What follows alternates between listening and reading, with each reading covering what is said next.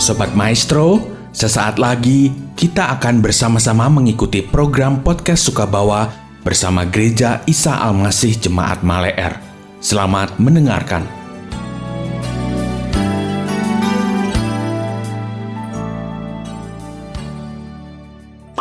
Podcast Sukabawa by Gereja Isa Al-Masih Maleer.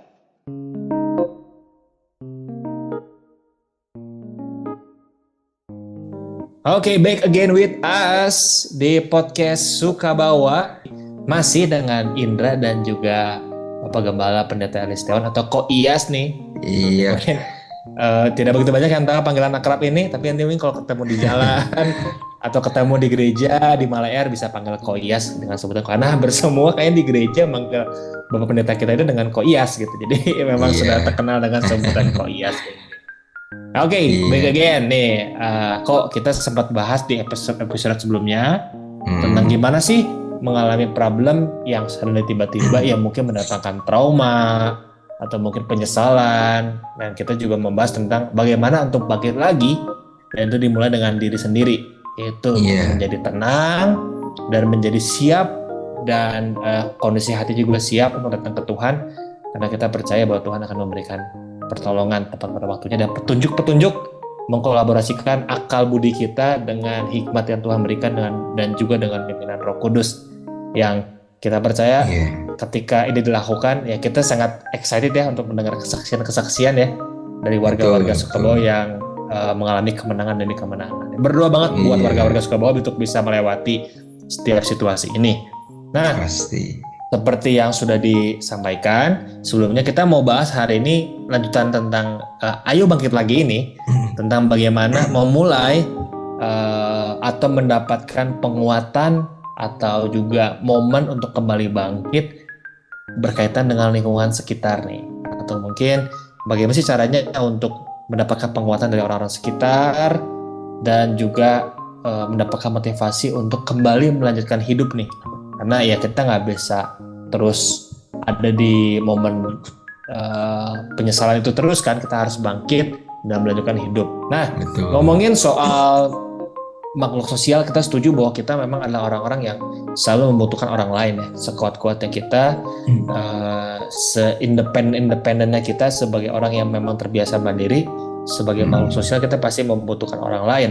Nah, hari ini kita mau bahas tentang bagaimana sih untuk bisa bangkit lagi berkaitan dengan lingkungan sekitar. Nah, mungkin apa yang kita lakukan ketika kita dalam masalah adalah hal pertama yang kita lakukan mungkin curhat ya. Dan memang kita bisa punya teman-teman curhat yang ya langganan mungkin istilahnya ya, untuk mendengar cerita kita dan juga harapannya bisa dapat solusi. Cuman nih memang akhir-akhir ini mungkin problem-problem yang Indra dengar ya kok ya.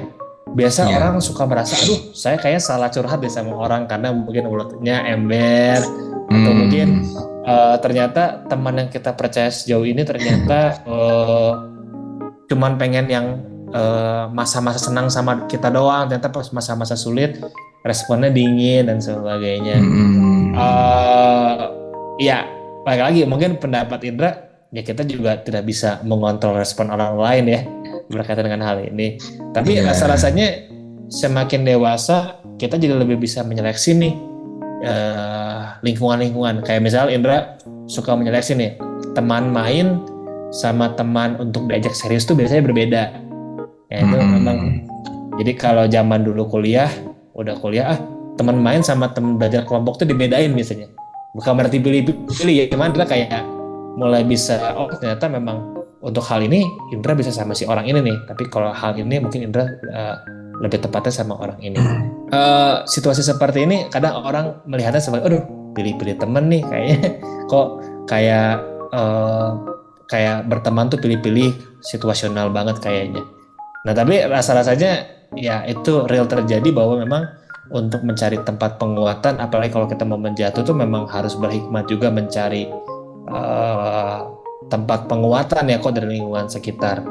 Nah kalau Koya sendiri pernah nggak nih mengalami cerita ternyata ke orang yang salah, atau mungkin proses di mana akhirnya Koko menemukan orang-orang yang Koko percaya sampai sekarang nih berkaitan dengan mendapatkan penguatan dan masukan atau solusi?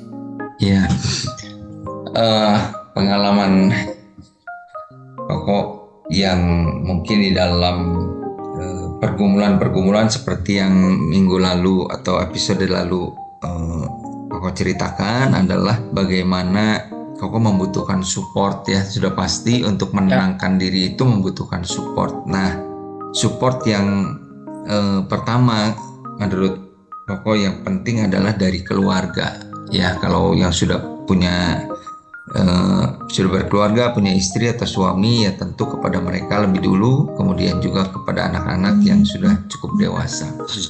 Nah, menariknya ini ya, waktu beberapa bulan yang lalu Koko itu di kecamatan pernah ada undangan untuk mendengarkan paparan di kecamatan maupun di kota Bandung. Ini juga ada yang namanya Satgas Anti Rentenir. Nah, seperti Indra tahu dan para pendengar tahu, mungkin saat ini ramai ya istilah pinjol. Nah, pinjol ini kemudian menjadi sesuatu yang bisa menjerat orang. Ada juga orang yang sampai bunuh diri karena terlibat hutang yang bertumpuk-tumpuk, menggunung di dalam pinjol ini. Nah, yang menarik dari paparan Satgas Anti Rentenir ini bilang begini, kalau Anda sudah terjerat dengan pinjaman online ini ya, hal pertama yang perlu Anda lakukan adalah terbukalah dengan keluarga Anda. Nah, mungkin ini kita nggak terpikir dulunya ya, Koko juga nggak terpikir kenapa harus begitu. Karena menurut dia ketika kita terbuka dengan keluarga itu kita mendapatkan support untuk menyelesaikan masalah utang yang terus menggunung itu dengan lebih tenang pikiran kita gitu ya. Orang yang menutupi pinjamannya terhadap keluarga ya, akibatnya apa menurut dia nih? Menurut Satgas Anti Rentenir ini, biasanya orang yang sudah terjerat pada pinjol, dia tidak cerita sama keluarga, tapi yang terjadi adalah dia cari pinjaman untuk menutupi pinjaman yang sebelumnya, yang mana pinjamannya ini jadi gali lubang tutup lubang gitu ya. Misalnya dia punya pinjaman 100, dia pinjem ya 150 untuk nutupin yang 100 itu. Tapi hutangnya jadi tambah besar kan. Jadi dia pinjam lagi untuk nutupin yang 150. Bergulir terus sampai akhirnya dia panik, nggak bisa berpikir jernih, dan juga banyak kejadian-kejadian di mana orang mengambil jalan pintas atau melakukan hal-hal yang tidak terpuji untuk menyelamatkan diri dari pinjol. Jadi memang komunitas itu menurut Koko ya, yaitu bisa keluarga. Kalau tadi yang dia ceritakan itu kita harus cerita sama keluarga. Tapi ada komunitas-komunitas lain, misalnya teman ya, seperti tadi Indra punya teman-teman yang kamu bisa terbuka untuk curhat, untuk pegang rahasia kamu, dan mungkin juga komunitas di lingkungan saudara-saudara seiman. Nah, itu merupakan menurut aku merupakan tempat di mana kita bisa memperoleh penguatan ya. Selain kita menenangkan diri, tapi ada support, ada masukan dari teman-teman, dan mungkin juga doa-doa mereka ya, itu menurut aku memberi dorongan untuk kita atau support untuk kita bangkit setelah kita menghadapi musibah atau problem tersebut gitu. Iya. Jadi memang ya rasa-rasanya memang istilah atau kita suka dengar kalau di gereja bilang keterbukaan adalah awal dari pemulihan, ya tepat ya kok ya. Iya, memang suatu hal ya tepat juga ya, rasanya nggak kepikiran juga itu bisa nyambung dengan apa yang dikatakan oleh ya Satgas Anti Rentenir ini. Tapi memang ya keterbukaan tuh penting juga nih, dan betul. Ya tinggal memilih nih kamu mau terbuka di komunitas yang mana. Kayaknya kalau di keluarga ada baiknya kok ya, ada baiknya bisa terbuka sama keluarga sebagai lingkungan primer ya. Iya, betul. Memang kadang kalau memang sulit kita punya beberapa lingkungan sekunder ya, mungkin pertemanan dan sebagainya. Dan memang keterbukaannya kan outputnya adalah ya jadilah diri sendiri, karena pada akhirnya kalau memang ada kamu dikecewain sama orang-orang sekitar ya nggak apa-apa, pada akhirnya kamu jadi tahu oh ternyata orang ini seperti ini, mungkin jadi pembelajaran juga ya. Jangan berarti gara-gara dikecewain sama satu teman jadi nggak mau berteman. Ya betul, seperti tadi Indra bilangnya bahwa ya kalau kita ada di sebuah komunitas perlu keterbukaan, karena ya tanpa keterbukaan menurut Koko kita nggak akan mendapat atau menemukan solusi atau titik temu gitu, karena mungkin orang yang mau kasih solusinya juga menjadi bias gitu ya, nggak jelas apa yang sedang dialami oleh yang bersangkutan karena yang bersangkutan tidak terbuka gitu. Berkaitan dengan hal itu, akhirnya kita kalau emang udah semakin pulih, akhirnya kita punya bahan bakar untuk move on nih, atau melanjutkan kehidupan ke depan. Karena ya rasa-rasanya kalau mikir terus kesalahan dan juga penyesalan, kayaknya ya udah justru kalau kita terus di situ kita makin kekubur, akhirnya ya jadi nggak bersemangat untuk lanjutin hidup. Padahal ya balik lagi ada banyak hal yang bisa kita tetap lanjutkan, ada banyak opsi-opsi lain yang mungkin mau dipilih ya untuk melanjutkan ini, untuk move on ini. Ada beberapa hal yang mungkin bisa dilakukan, yaitu kembali set your goals, menentukan kembali sebenarnya tujuannya apa sih setelah mungkin mengalami kesalahan, apakah masih mau menentukan tujuan yang sama atau mengganti tujuan. Nah kalau ngomongin soal tujuan nih kok, apa sih sebenarnya definisi tujuan menurut Koko nih? Kalau Koko lebih melihatnya bahwa tujuan hidup kita itu sesuatu yang memang sudah Tuhan tetapkan gitu ya, atau istilahnya itu ada panggilan dalam kehidupan kita.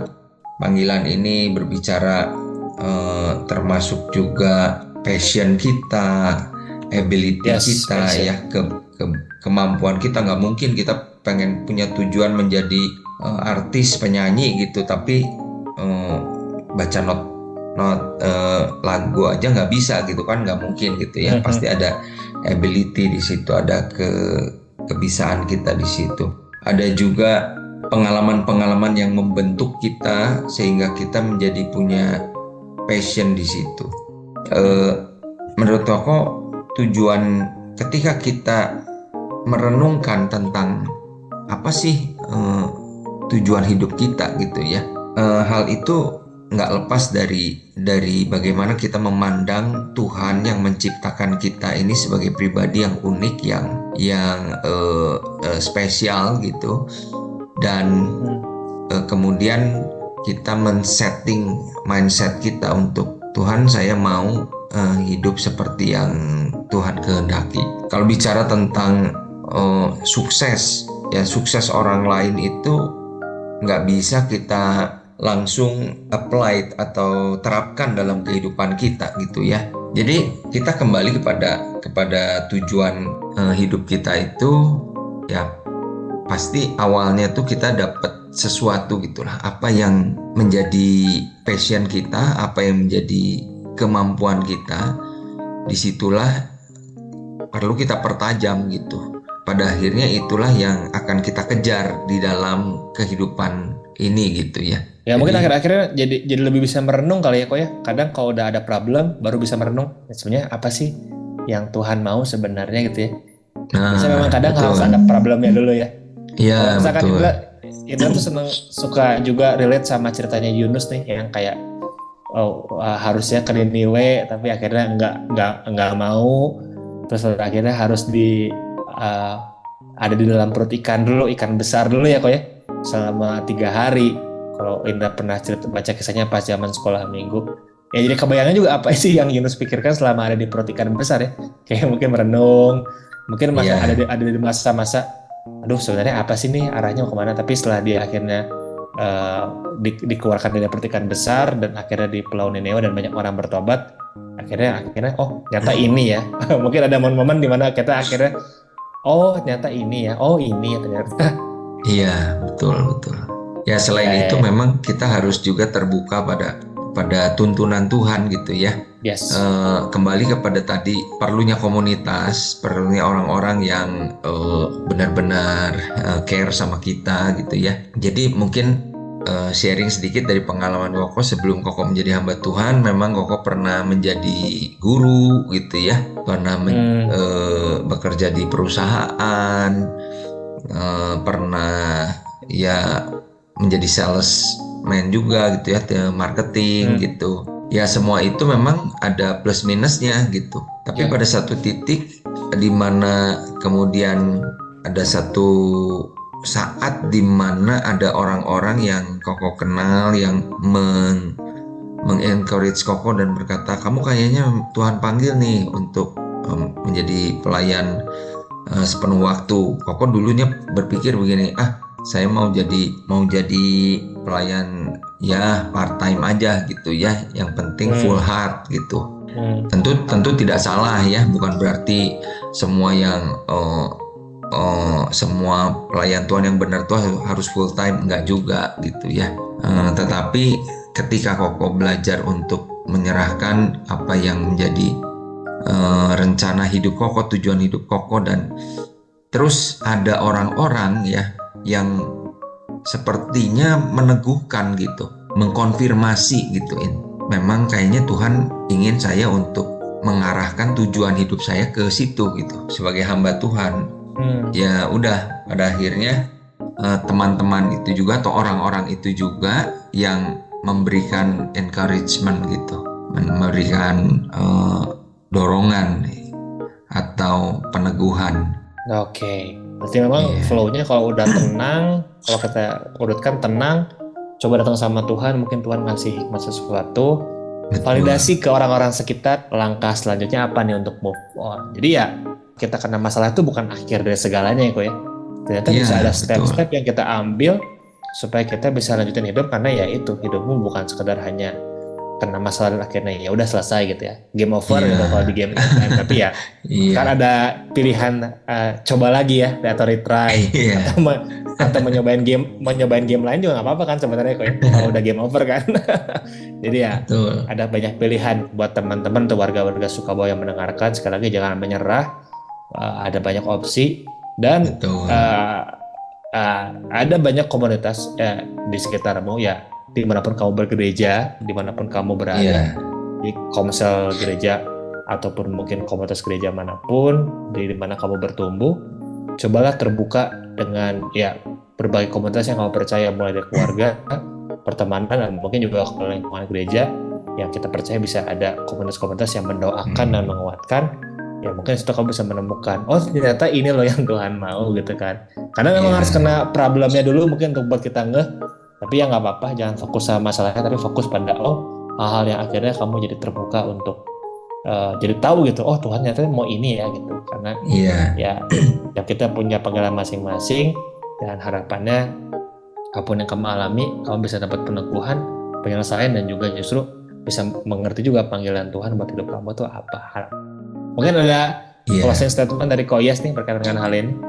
Kalau ada warga Sukabawa yang merasa hari-hari ini, aduh saya jatuh atau melakukan kesalahan, udahlah saya memang orang gagal. Nah seringkali itu membuat, seringkali pikiran negatif itu membuat kita justru nggak bisa maju gitu, ya nggak bisa move on, nggak bisa lihat lagi sebenarnya tujuan hidup kita itu seperti apa. Jadi hilangkanlah pikiran negatif di dalam kehidupan kita ya. Masalah atau kegagalan mungkin terjadi dalam hidup kita, tetapi jangan biarkan itu kemudian menenggelamkan kita pada satu kehidupan yang hopeless, yang tidak berpengharapan, yang tidak lagi punya gairah gitu. Tetapi mari kita keluar dari semua itu. Memang kita mesti tetap waspada untuk melanjutkan kehidupan ini, tetapi jangan kemudian pikiran buruk atau prasangka yang buruk menguasai kehidupan kita sehingga kita itu nggak bisa bebas atau keluar dari keadaan yang kegagalan yang telah kita alami. Oke, so good. Ada akhirnya ya bagaimana kita bisa menemukan diri kita sendiri sebenarnya adalah siapa ya, lewat proses-proses yang Tuhan izinkan terjadi gitu. Kadang kalau udah dapat problem, udah di masa-masa mentok itu, datang ke gereja dan menyembah Tuhan itu jadi lebih deep biasanya ya kok ya. Betul. Atau mungkin dengerin firman awalnya firman mah kayaknya saya pernah dengar itu mah kayaknya hal-hal yang udah pernah saya dengar. Nah biasanya kalau udah kena problem nih, udah mentok, setiap kata-kata penguatan tuh jadi powerful banget gitu.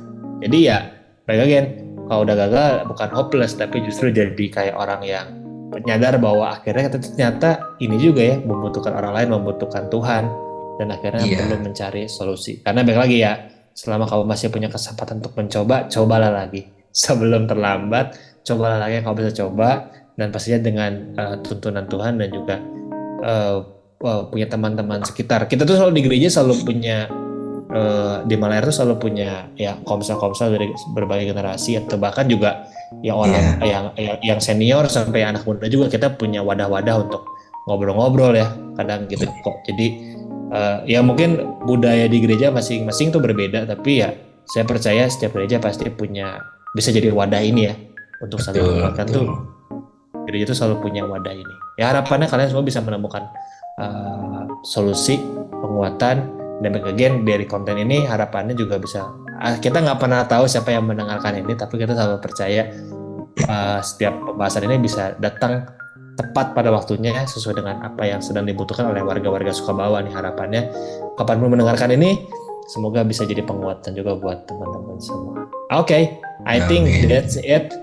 Yang kita bisa sampaikan. Mungkin ya waktu juga membatasi kita, tapi ya kiranya teman-teman bisa menemukan lagi nih apalagi yang bisa teman-teman lakukan di tengah berbagai hal yang bisa terjadi tiba-tiba, tapi kiranya Tuhan yang memimpin dengan respon yang tepat dan berhikmat. Oke, itu aja dari kami, Koyas dan juga Indra. Sampai ketemu lagi di episode-episode selanjutnya bersama dengan Podcast Sukabawa. Podcast Sukabawa by Gereja Isa Al-Masih Malaer yang berlokasi di Jalan Malaer 1 nomor 15. Untuk informasi ibadah, pelayanan, dan komsel, dapat menghubungi Sekretariat Gereja Isa Al-Masih Malaer di nomor 0821 1965 9019. Tuhan Yesus memberkati.